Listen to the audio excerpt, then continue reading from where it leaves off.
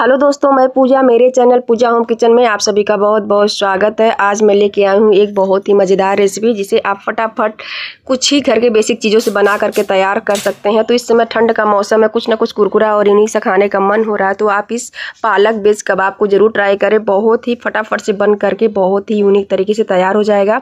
Video पसंद आए तो वीडियो को लाइक शेयर और सब्सक्राइब करें, बेल आइकन को जरूर प्रेस करें। चलिए तो बनाना स्टार्ट करते हैं। इसके लिए हम लेते हैं पालक। तो जितना भी आपको बनाना हो ना, आप पालक ले सकते हैं। तो यहाँ पे हमने लिया है 100 ग्राम के करीब पालक, ताज़ा पालक है बिल्कुल घर का। और यहाँ पे हमने एक ले लिया है फूल गोभी और एक पत्ता गोभी। तीनों को हमने ले लिया है, रखा हमने चॉपिंग बोर्ड पे। अब सबसे पहले हम पालक को काटेंगे। तो यहाँ पे हमने किसी सब्जियों को धुला नहीं है, क्योंकि धुलने के बाद हम काटेंगे। आप धुल करके भी काट सकते हैं। तो सबसे पहले यहाँ पे पालक को हम बीच में से काटेंगे, फिर इसको घुमा लेंगे और इस तरीके से बारीक बारीक इसे हम चॉप कर लेते हैं। तो आप अगर बड़े साइज़ में चॉप करेंगे तब भी वो गल जाएगा, या बारीक कर लीजिए, या बड़े साइज़ में आप काट सकते हैं। तो यहाँ पे पालक भी कट गया है।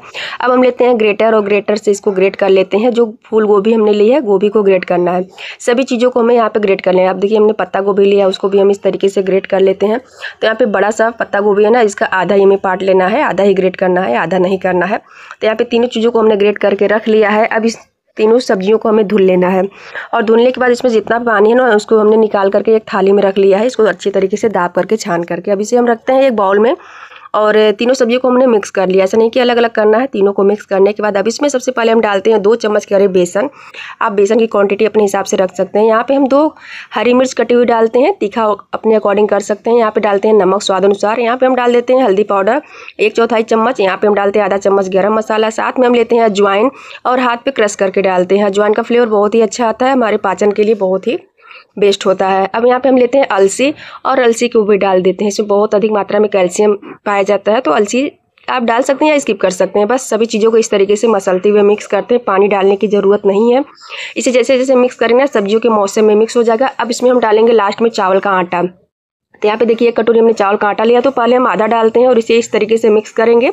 अभी कम या ज़्यादा लगेगा ना, तो थोड़ा सा और भी हम डालेंगे। तो यहाँ पे थोड़ा सा चावल का आटा और भी हमने डाला था, और सभी चीज़ों को अच्छी तरीके से मिक्स करके इसका हम डो लगा लेते हैं। अब इसे रखते हैं साइड में। अब हम लेते हैं 1 कटोरी में 2 चम्मच गेहूं का आटा, और इसमें स्लैरी बना लेते हैं। आप यहाँ पे मैदा का यूज़ कर सकते हैं, या कॉर्नफ्लोर या अरारोट का। तो यहाँ पे नॉर्मली मैं इसको हेल्दी तरीके से बना रही हूँ। तो यहाँ पे हमने गेहूं के आटे की स्लैरी बना करके तैयार कर ली है।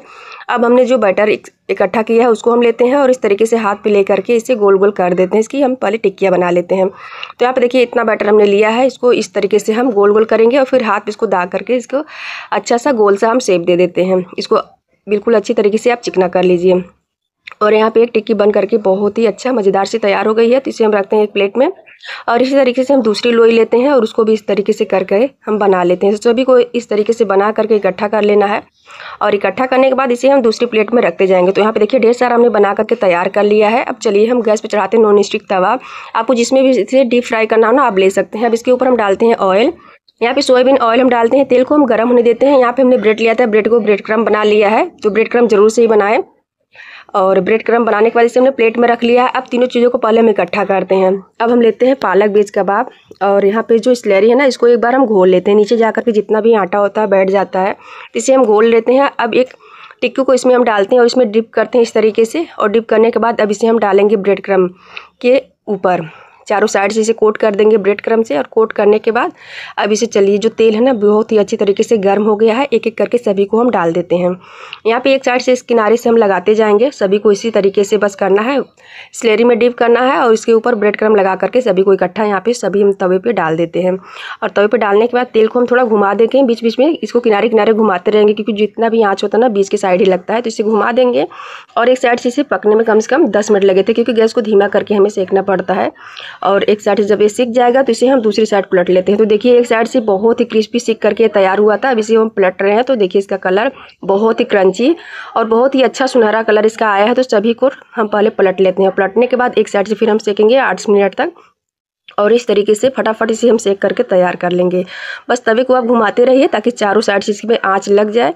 और इस तरीके से सेकने के बाद यहाँ पे अब इसे दूसरी साइड हम पलटते हैं। तो एक साइड का कलर थोड़ा डार्क है और एक साइड का थोड़ा सुनहरा है, तो थोड़ा सा इसको और भी अभी हमें सुनहरा कर लेना है। यहाँ पे फटाफट बन करके पालक बेस कबाब तैयार हो गया है। तो इसे हम एक प्लेट में सर्व करते हैं। तो बहुत ही क्रिस्पी, बहुत ही यूनिक, बहुत ही मज़ेदार सा ये क्रिस्पी सा स्नैक्स बन करके तैयार हुआ है। साथ में आप टोमेटो सॉस या हरी चटनी किसी के साथ भी आप इसे खा सकते हैं, जो इसके साथ भी आपको खाना पसंद हो। एक को मैं तोड़ करके दिखाती हूँ। तो इसकी क्रिस्पनेस आप सुनिए, बहुत ही क्रिस्पी, और इस तरीके से तोड़ते हैं तो अंदर से बिल्कुल सॉफ्ट है, ऊपर